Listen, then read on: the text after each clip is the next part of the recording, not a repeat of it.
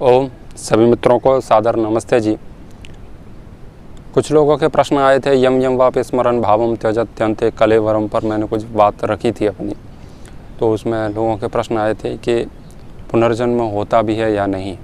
एक दूसरा, पुनर्जन्म होता है तो हमें इस जन्म में स्मृतियाँ याद रहती क्यों नहीं हैं। दूसरा, तीसरा, क्या हम अपने पूर्व जन्म को स्मरण कर सकते हैं प्रयासपूर्वक। तीन प्रश्न तो बहुत सारे हैं लेकिन ये तीन हैं। तो इसमें से जो पहला प्रश्न है कि पुनर्जन्म होता है या नहीं, ये बहुत बड़ा व्यापक विषय है। इस पर भी बात करेंगे, पूरे तर्क और प्रमाणों के साथ इस पर भी बात करेंगे। अभी उन दो प्रश्नों पर बात करते हैं और पहले वाले प्रश्न का उत्तर इसी में मिल जाएगा, क्योंकि पूर्व जन्म की स्मृतियाँ जब आ सकती हैं, होती हैं, तो उससे ये भी सिद्ध हो जाता है कि पूर्व जन्म होता भी है। खैर, विस्तार से और बताएंगे। तो अभी दूसरा प्रश्न लेते हैं कि पूर्व जन्म हमें याद रहता क्यों नहीं है। यदि है तो याद रहना चाहिए। तो कुछ लोग कहते मिलेंगे कि इस जन्म का तो याद नहीं है, पूर्व जन्म की बात करते हो। किसको याद है, किसको पता है पूर्व जन्म है या नहीं। पता था तुम पिछले साल इसी तारीख को इसी समय कहाँ बैठे हुए थे, ये पता है तुमको। तो जब तुमको पिछले साल का पता नहीं, उस जन्म की बात करते हो, बुड़बक कहीं के। ये चर्चाएं आपको सुनने को मिलेंगी। तो ये तर्क है उनका तर्क क्या है कि यदि पिछले जन्म का याद है तो बीच का तो यानी इस जन्म का तो पूरा का पूरा याद रहना चाहिए ना। जब कोई उन जन्मों को जान सकता है तो इस जन्म में क्या किया वो भी तो जानना चाहिए। ये उनका तर्क है। अब मैं ही आप लोगों से पूछ लेता हूँ, ऐसे लोगों से, कि पिछले वर्ष तुम इस दिनांक को आप कहाँ बैठे थे ये याद नहीं है। ये सबको पता है कि नहीं याद है, लेकिन तुमको ये पता है कि बचपन में तुम बिस्तर गीला करते थे, जब स्कूल में जाते थे तब आपके कान ऐसे करके मास्टर खींचता था, दो लगाता था कान के नीचे, याद है ना। तो जब तुमको पिछले साल का याद नहीं है कि पिछले साल तुम कहाँ बैठे थे, लेकिन बचपन का याद है तुमको। बचपन में तुम्हारी माँ मर गई वो याद है, बचपन में तुम्हारे पिताजी मर गए याद है, बचपन में तुमको इतना लॉस हो गया वो याद है, बचपन में उसने तुम्हें पीटा, उसने तुम्हारे साथ धोखाधड़ी की, वो सब याद है तुम्हें। बचपन में चलते फिरते जड्डी गीली कर लेते, सब याद है, लेकिन पिछले साल का याद नहीं है। तो ये कोई नियम है कि पिछले साल का याद होगा तभी पिछले जन्मों का याद होगा। तो जब पिछले साल का याद नहीं, दूसरे उससे पिछली साल का याद नहीं, लेकिन बचपन का तुम्हें याद है, यानी कि बीच में याद नहीं, उससे पहले की भी स्मृतियाँ रहती हैं। यह सामान्य सा तर्क है, ये कोई तर्क नहीं है, कुतर्क है। तो जब आपको बीच का याद नहीं रहता, बचपन का याद रहता है, तो वो ये जन्म है वो भी तो बीच ही है। तो इससे पहले का पूर्व जन्म क्यों नहीं याद हो सकता। लेकिन तर्क देते हैं लोग ऐसे, कल का पता नहीं क्या किया था, इस समय 9:32 पर तुमने क्या किया, कल का भी याद नहीं है, बात करते हो वहाँ की। तो कल का तो याद नहीं है, लेकिन फिर जन्म का क्यों याद है, पहली बात। दूसरी बात कि पिछला जन्म हमें याद रहता क्यों नहीं है फिर। तो वो याद इसीलिए नहीं रहता है कि परमात्मा की आपके ऊपर एक कृपा है, बहुत बड़ी कृपा है, इसीलिए आपको याद नहीं रहता। कुछ लोग होते हैं, एक मेरे मित्र थे मेरे साथ, उन्होंने अध्ययन किया, उनको याद था पूर्व जन्म, और ऐसी बहुत सारी घटनाएं आपको मिल जाएंगी पूर्व जन्म की। तो आपको याद इसीलिए नहीं रहता क्योंकि यदि आपको पूर्व जन्म की सारी स्मृतियां याद आ गई तो जीना मुश्किल हो जाएगा। जिनको अभी इस जन्म में भी याद आता है ना अपना पिछला जन्म, वो भी बचपन में आता है और एक दो घटनाएं आती हैं, ज़्यादा याद नहीं आता, वो भी भूल जाते हैं। थोड़ा सा बड़े होते हैं, 10-12 वर्ष के होते हैं, उससे पहले पहले तक भूल जाते हैं। अगर आपको याद रहा ना तो दिमाग फट जाएगा। क्यों? आपको इस जन्म में आपकी प्रेमिका छोड़ के चली गई, ब्लॉक मार दिया, तुमको बात नहीं करती तुमसे, तो उसके चक्कर में तुमने नस काट ली, कोई गला काट लिया, किसी ने कुछ कर दिया, किसी ने कुछ कर दिया। एक प्रेमिका तुमसे छूट गई जिसको तुम बहुत ज़्यादा चाहते थे, उसके गम में तुमने पूरा कैरियर बर्बाद कर लिया। पिछले जन्म की प्रेमिका तुमको याद आ गई, क्या होगा।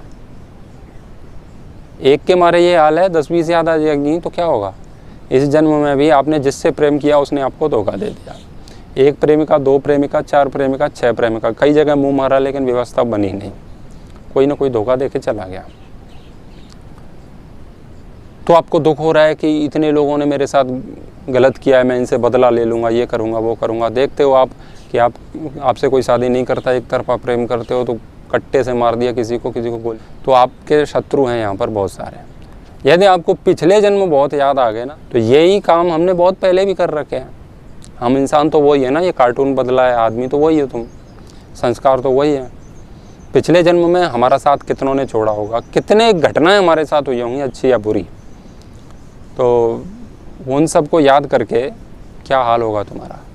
इस जीवन में आपकी प्रॉपर्टी किसी ने छीन ली, 10-20 लाख 50 लाख रुपए की जो भी है, उस व्यक्ति को आप कभी नहीं भूलते। आप कहते हो जीवन में एक बार तो बदला लेना है इससे, और षड्यंत्र रचते रहते हो, पूरा जीवन झोंक देते हो उसी के लिए।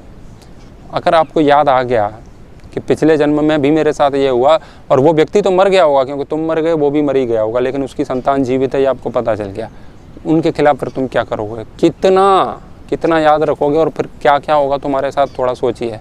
तो पूर्व जन्म को हम नहीं देख पाते, ये प्रभु की कृपा है कि इतना इस जीवन का टेंशन है ना, वो भी बहुत ज़्यादा है, ये कोई कम नहीं है। इतना जीवन को नरक बनाने का जो स्वनिर्मित दुख हैं हमारे, वही बहुत है हमें जीवन भर रुलाने के लिए। तो क्यों इतने जन्म याद करके रोना चाहते हो?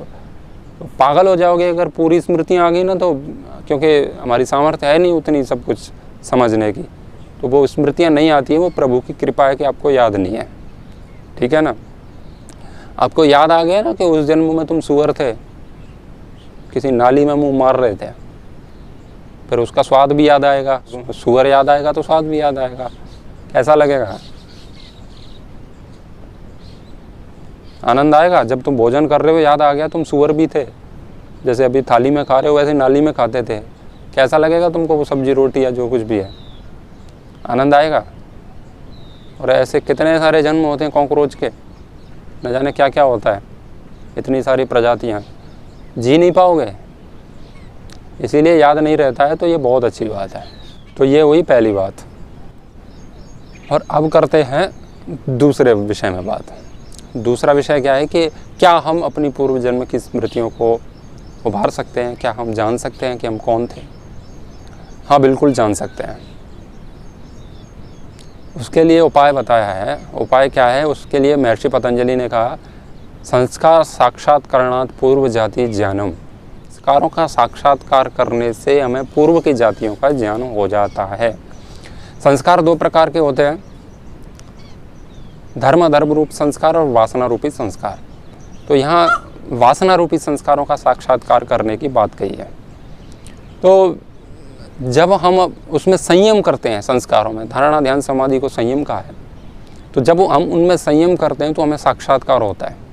तो हमें पता चलता है कि हम पिछले जन्म में कौन थे। तो वो एक योगी को होता है।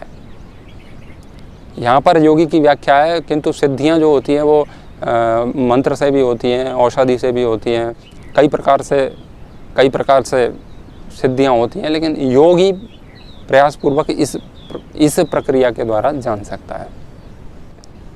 तो उसमें एक घटना बताई है जिनको पूर्व जन्म याद था। तो जैगीषव्य नाम के एक ऋषि थे, उनको अपने पूर्व जन्मों का जितने भी जन्म हुए थे उन सब का स्मरण था उनको।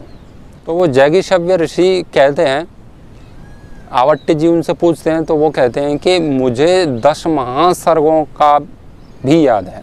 10 महासर्गों में जितने मेरे पहले जन्म हो चुके हैं वो सब के सब मुझे याद हैं।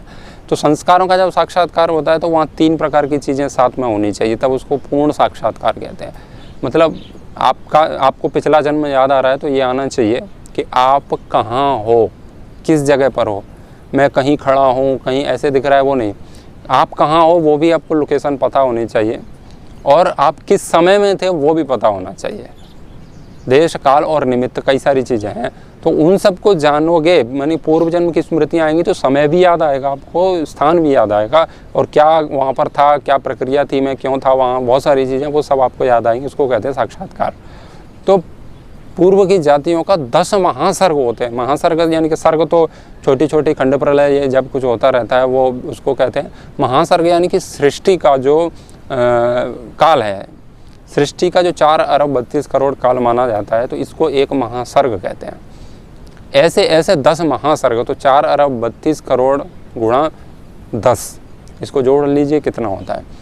इतने वर्षों में उनको जितने भी जीवन मिले, जितने जन्म मिले, कहाँ कहाँ मिले, किस सृष्टि में मिले, कहाँ मिले, वो सब कुछ अरबों जन्म उनके हो चुके होंगे, क्योंकि 100 वर्ष के ही नहीं होते, कुछ जन्म 2 दिन के, 3 दिन के, मच्छर मक्खी कुछ भी बन सकते हो।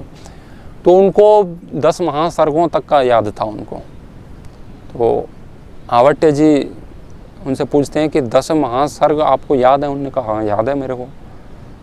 तो आपके प्रश्न का पहले का इसमें भी उत्तर मिल जाता है कि पूर्व जन्म होता है, पहली बात।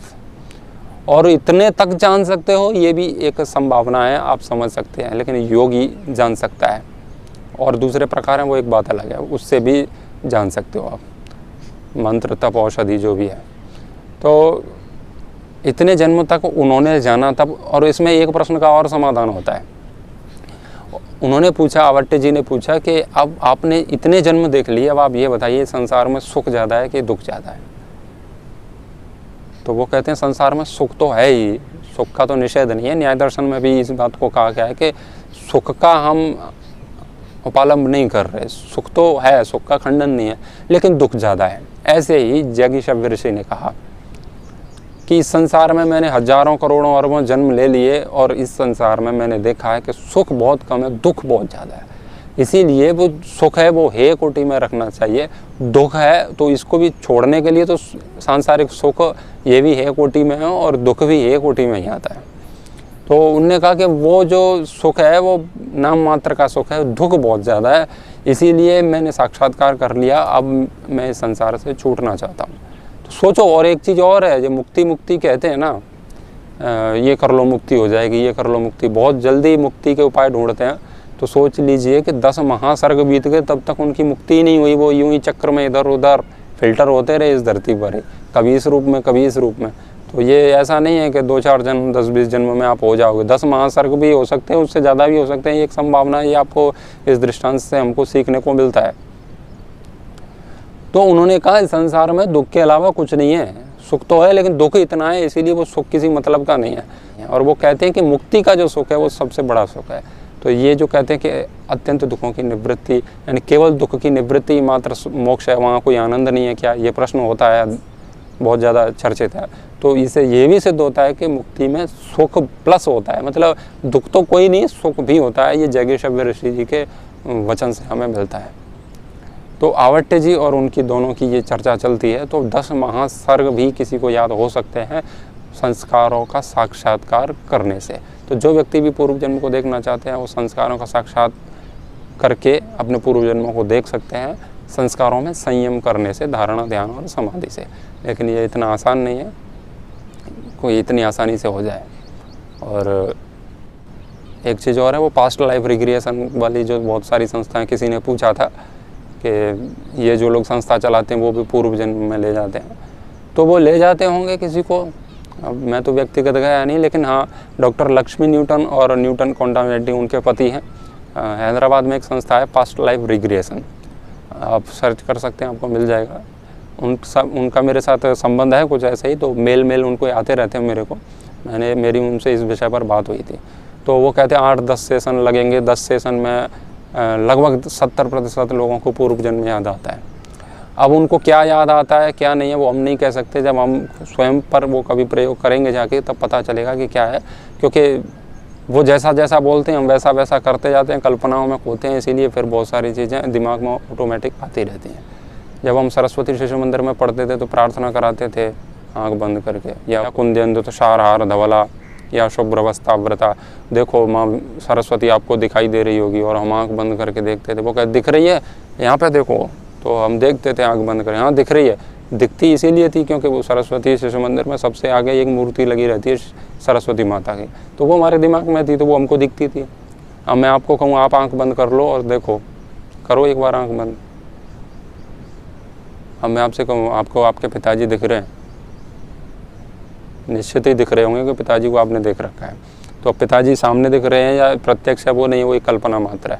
तो वो कराते हैं। कितने लोगों की स्मृतियाँ आती हैं, कुछ लोगों की आसक्ति है। उसमें एक उदाहरण ऐसा था, शिवराज सिंह चौहान जो मध्य प्रदेश के मुख्यमंत्री थे, अभी भी हैं, उन्होंने उनको अवार्ड दिया था इस विषय में। तो उनकी एक घटना में मैगजीन में पढ़ रहा था, तो उन्होंने बताया था कि एक स्त्री को, भारत की एक स्त्री थी, उसको वो पूर्व जन्म में ले गए तो वो रूसी भाषा बोलने लगी। बता रही थी कि मैं अभी रूस की इस खदानों में काम कर रही हूँ, ये सब कुछ। तो रूसी भाषा का वो प्रयोग करने लगी। तो भारत की एक स्त्री जो पढ़ी लिखी नहीं है या उसको वो भाषा आती नहीं, तो वो रूस की भाषा बोल रही है। सीधी सी बात है, उनको पूर्व जन्म याद आ गया होगा। लेकिन बहुत सारी कम घटनाएँ याद आती हैं, और यदि आती भी हैं तो बहुत सारी कम घटनाएँ याद आती हैं, और वो कौन से देश में और कौन से काल में क्या है, क्यों कर रहे हैं, वो सारा सब कुछ याद नहीं आता। और वो फिर याद आ भी जाए, फिर वो बाहर आते हैं उससे, तो ज़्यादा दिनों तक फिर वो याद नहीं रहता है। तो ये जो है वो बहुत कम है, अधिकांश नकली है, और जितना असली है वो भी उसमें संतुष्टि आपको मिलेगी नहीं, पूरी सारी चीज़ें वहाँ देखने को। योग ही एक माध्यम है जिससे आप सब कुछ स्पष्ट देख सकते हो कि आपने कब कब क्या किया था, वो सारा का सारा। तो पूर्व जन्म होता है ये, तो इससे सिद्ध होता ही है। खैर, और भी बात करेंगे, और क्यों याद नहीं रहता वो भी आपके सामने बात रखी, और क्या हम कर सकते हैं तो वो भी हम कर सकते हैं, ये भी इसका एक समाधान है। आप सभी ने मेरी बात को सुना, आप सभी का बहुत बहुत धन्यवाद। ओम शांति।